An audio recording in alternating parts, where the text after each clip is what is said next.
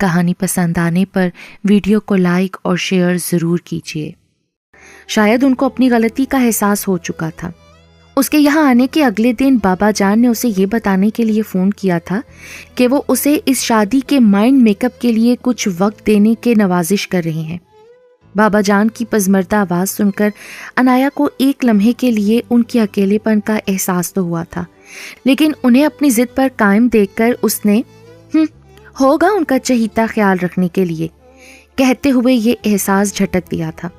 یہاں رہتے ہوئے وہ عثمان سے شادی کے لیے چاہتے ہوئے بھی خود کو تیار نہیں کر سکتی تھی کہ شاہ نواز شاہ نے اس کو عثمان اور اس کے گھر والوں سے متنفر کر کے اس کی ہر کوشش کو ناکام بنا دیا تھا۔ صبح کے 11 بج رہے تھے، وہ ابھی کچھ دیر پہلے بیدار ہوئی تھی۔ منہ ہاتھ دھو کر وہ ابھی واش روم سے نکلی ہی تھی کہ بیڈ سائڈ ٹیبل پر پڑا موبائل گنگنا اٹھا۔ موبائل اسکرین پر نامعلوم نمبر دیکھ کر پہلے تو اس نے کال ڈسکنیکٹ کرنا چاہی، لیکن پھر کچھ سوچ کر یس کا بٹن دبا کر اپنے شانوں تک آتے بالوں کو ایک طرف ڈال کر موبائل کان سے لگا لیا۔ السلام علیکم، عثمان علی اسپیکنگ۔ شائستہ لہجے میں کیا گیا سلام کانوں سے ٹکرایا۔ فرمائیے، کیوں زحمت فرمائی آپ نے؟ حیدر انکل بہت پریشان ہیں اور آپ سے ملنا چاہتے ہیں۔ آپ کو شاید معلوم نہیں کہ وہ… اس نے حیدر شاہ کی بیماری کے بارے میں بتانا چاہا کہ انایا نے درستگی سے اس کی بات کاٹتے ہوئے کہا، سنو، زیادہ بننے کی ضرورت نہیں، مجھے پتا ہے کہ مجھے کیا کرنا ہے اور کیا نہیں۔ بابا جان کے ملازم ہو تو ملازم ہی رہو اور مجھ سے شادی کے خواب دیکھنا چھوڑ دو۔ ایسے ڈرونے خواب میں دیکھوں گا، اتنا برا وقت نہیں آیا مجھ پر۔ عثمان نے غصہ ضبط کرتے ہوئے جواب سنے بغیر کال ڈسکنیکٹ کر دی۔ اس نے حیدر انکل کی بیماری کی اطلاع دینے کے لیے کال کی تھی، لیکن مقابل کے نخوت بھرے انداز نے اس کا پارا ہائی کر دیا تھا۔ شام کے 4 بج رہے تھے، لیکن آسمان پر چھائے سیاہ بادلوں نے سورج کو ڈھانپ کر روشنی کا راستہ روک رکھا تھا اور آسمان پر چھائے گہری سیاہ بادل برسنے کو بےتاب تھے۔ ایسا موسم اسے ہمیشہ اداس کر دیا کرتا تھا، اور آج کل تو اداس ہونے کے لیے ایک بہانہ اس کے ہاتھ تھا۔ وہ اس وقت ننگے پاؤں لان میں چہل قدمی کرتے ہوئے بابا جان سے دل ہی دل میں شکووں اور شکایت کی پٹاری کھولے بیٹھی تھی۔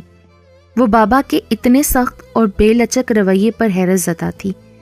انسان اپنی زندگی میں پیش آنے والے حالات پر پہلے حیران اور پھر پریشان ہونے کا کام بہت دل جمعی سے کرتا ہے، اور اس وقت وہ یہی کر رہی تھی۔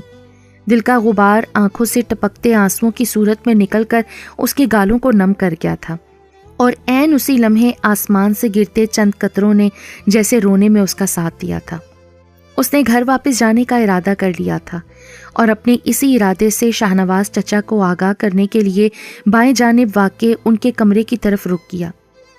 دروازے تک پہنچ کر اس نے دستک کے لیے ہاتھ اٹھایا ہی تھا کہ اندر سے آتی آوازوں نے ہاتھ ہوا میں معلق کر دیا۔ حیدر بھائی کا آپریشن ہے آج، اور ڈاکٹر کوئی خاص پر امید نہیں ہے۔ اندر سے آتی شاہ نواز چچا کی آواز نے اس کے سر پر بم پھوڑا تھا۔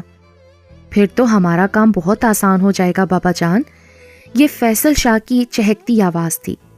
انایا کو پتہ نہیں چلنا چاہیے کہ ہم بھائی صاحب کی بیماری سے آگاہ تھے، ورنہ… چچا جان کی آواز نے اسے حیرت سے گم کر دیا تھا۔ وہ اور بھی کچھ کہہ رہے تھے، لیکن اس کا ذہن لفظ آپریشن پر اٹک گیا تھا۔ معاف ہوتے ذہن کے ساتھ اس نے گھر فون کر کے ملازمہ سے ہسپتال کا پتہ کیا، اور ریش ڈرائیونگ کرتے ہوئے اس نے پتہ نہیں کیسے اسلام آباد کے شفا انٹرنیشنل ہسپتال کی پارکنگ میں گاڑی روکی تھی۔